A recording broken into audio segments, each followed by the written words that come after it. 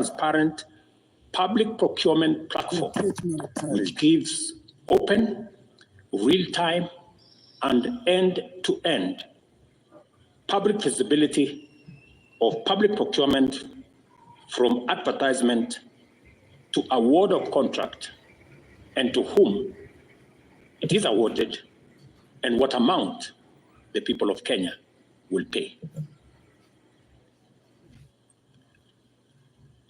Number 4, I have engaged with the parliamentary leadership and asked Parliament to expeditiously pass the Conflict of Interest Bill with the explicit caveat that I shall veto any bill enacted if it does not establish the highest bar with respect to accountability, integrity, and anti-corruption. I will make full use of the power given to me under Article 115 of the Constitution to make sure that the bill meets the appropriate standards set out in the original bill. Number 5, while fully respecting the independence of the national justice, law, and order institutions, and pursuant to a commitment to consult and collaborate in leveraging their institutional capabilities in effective, expeditious, and conclusive investigations in respect of all active cases, it is essential for these institutions to provide a time frame to the people of Kenya, because that is what the people of Kenya want, within which proceedings shall be concluded, and the same timelines clearly communicated to the public. Number 6, about 400 billion shillings is spent on tax expenditure every year, especially on VAT refunds, a process that is largely opaque and with limited accountability. Within 90 days, I will be working with Parliament to provide a legislative and regulatory framework to make this process transparent, open, and accountable, with a view to reducing this huge public expenditure and direct savings from this exercise to the productive sectors of our economy. This is going to be a very important exercise of engaging Parliament in consultations with the people as to whether it is right for us to spend 400 billion Kenya shillings every year collected from the people of Kenya to pay a few companies on matters of VAT refund.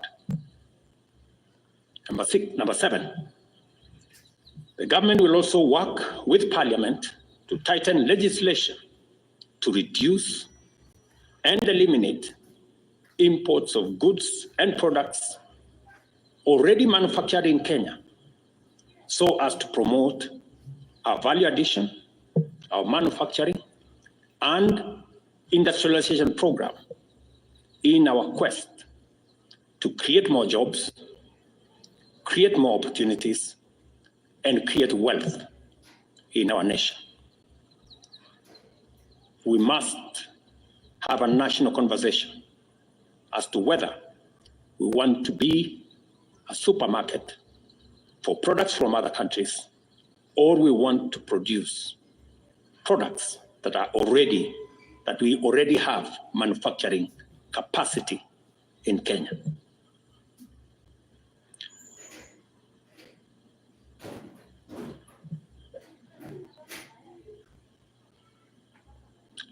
In my last address to the nation, I undertook to consult a broad spectrum of stakeholders from all sectors, levels, and regions in order to constitute a broad-based government. In line with this undertaking, I will be forwarding additional names to Parliament for vetting, prior to appointment based on the understanding of the Cabinet's essential role in driving the transformational agenda that makes Kenya a better, more just, and more prosperous nation for all of us. Once constituted, the new cabinet will steward our transformation agenda that is already in place in providing effective and efficient public services, expanding opportunities for employment and wealth creation, and creating a tide that lifts every boat. Our collective ambition is to turbocharge the performance of our economy to achieve our universal health coverage, which ensures that no one is left behind or impoverished on account of healthcare costs. Also offer an equitably funded education system which looks out for learners from vulnerable backgrounds and ensure that Kenyans from all walks of life live in safe and dignified housing through our affordable housing program. Additionally, our transformation agenda commits to provide reliable clean water, last mile connectivity of electricity, and to secure more business opportunities for enterprises and employment opportunities for our young people, both here at home and abroad. Our explicit aim is to transform Kenya into a middle-income society, and it is essential for us to urgently mobilize adequate resources to fund these necessary programs and projects. Consequently, after extensive consultations, I have nominated the following persons for consideration and approval by the National Assembly for appointment as cabinet secretaries.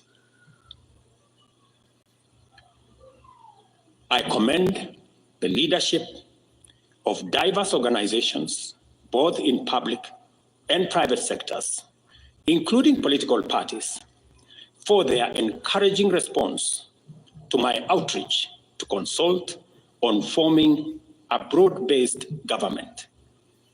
Their willingness to set aside partisan positions and interests in order to join a visionary partnership for the radical transformation of Kenya is a historic gesture of their patriotism. I know and I understand acutely the huge expectation of the people of Kenya on me and this administration. And I equally understand that that responsibility can be made easier if we work together as a nation. And as I said, the opportunity we have to work together across political lines, across different divisions, is much more greater than the challenge and the crisis we have in our hands. I take this opportunity to express my appreciation for their commitment and reiterate my pledge to engage alongside them in a national conversation that is inclusive, citizen-centered, and aimed at consolidating and accelerating the actualization of inclusive growth and national transformation. As I take this step, and as I expand and broaden this administration, I am acutely aware that the responsibility of managing the affairs of the country vested in the cabinet, in the expanded cabinet, will require of us to work together. and to focus on that which brings honor to our country.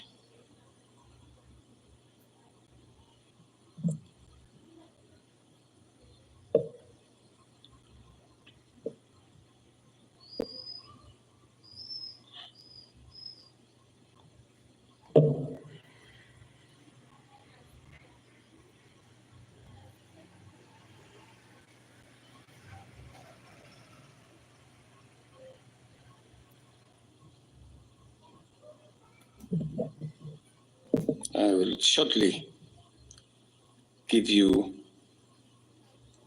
the list of my nominees.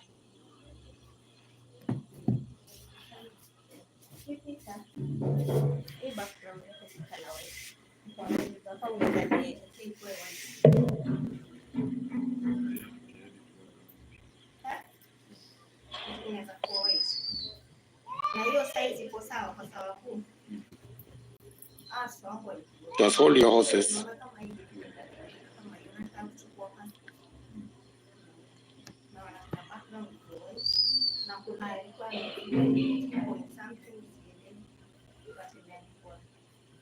Just hold your horses. Great.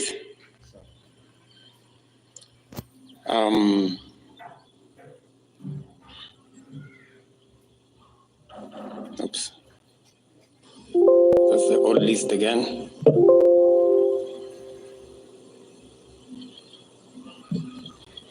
Where did it disappear?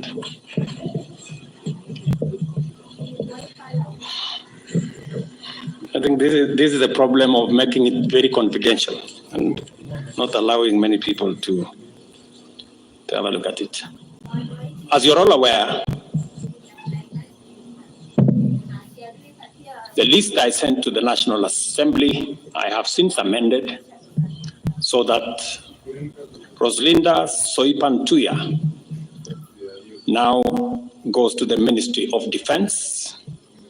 The Honorable Aden Baredwale moves to Environment, Climate Change, and Forestry. I have now forwarded the name of John Mbadi Ngongo to the Ministry of National Treasury and Economic Planning.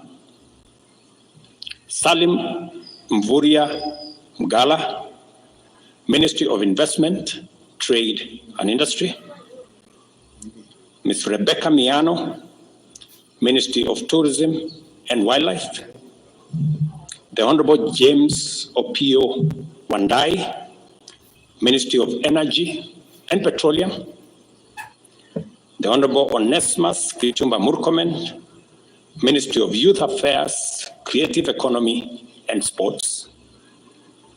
The Honorable Hassan Ali Joho, Ministry of Mining, Blue Economy and Maritime Affairs.